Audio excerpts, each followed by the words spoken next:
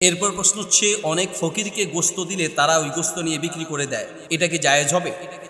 ফকির বা দরিদ্র মিসকিনকে গোস্ত দেওয়ার পরে তারা সেটা বিক্রি করুক অথবা নিজেরা খাক বা কাউকে দান করে দিক, এতে আপনার কোনো সমস্যা নেই। আপনি ফকিরকে দেওয়ার দায়িত্ব আপনি দিয়ে দিবেন।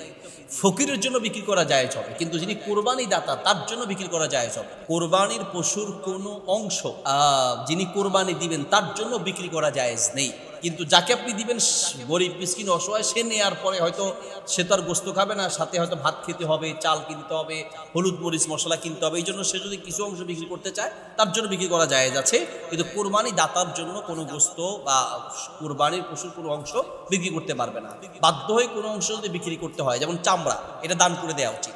কিন্তু অনেকে চামড়া নিতে চায় না, টাকা নিতে চায়, তখন চামড়া বিক্রি করেও টাকাটা আপনি দিতে পারবেন, কিন্তু নিজে কোনো অংশ গ্রহণ করতে পারবেন না। আবার বিনিময় হিসেবেও কোরবানির পশুর কোনো অংশ দেয়া যাবে না।